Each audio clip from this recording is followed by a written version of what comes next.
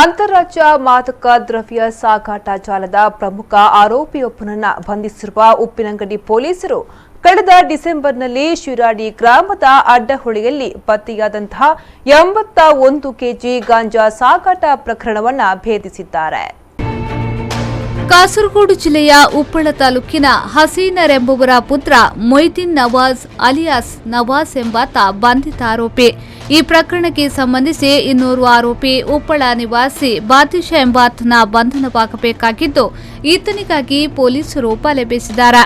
ದಕ್ಷಿಣ ಕನ್ನಡ ಜಿಲ್ಲೆಯಲ್ಲಿ ಅಧಿಕ ಪ್ರಮಾಣದಲ್ಲಿ ಪತ್ತೆಯಾದ ಗಾಂಜಾ ಸಾಗಾಟ ಪ್ರಕರಣ ಇದಾಗಿದ್ದು, ಇದೀಗ ಬಂಧಿತನಾಗಿರುವ ಮೊಯ್ದೀನ್ ನವಾಜ್ ಮೇಲೆ ಮಂಗಳೂರಿನ ಕೊಣಾಜೆ ಪೊಲೀಸ್ ಠಾಣೆ ಹಾಗೂ ಕೇರಳದ ಕುಂಬ್ಳೆ ಪೊಲೀಸ್ ಠಾಣೆಯಲ್ಲಿ ಗಾಂಜಾ ಸಾಗಾಟದ ಬಗ್ಗೆ ಪ್ರಕರಣಗಳಿವೆ.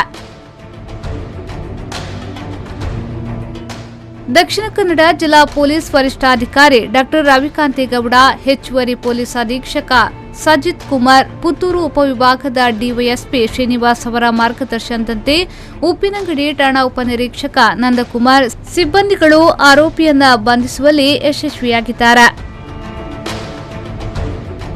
ದೀಪಕ್, ವಿ4 ನ್ಯೂಸ್ 24/7 ಉಪ್ಪಿನಂಗಡಿ.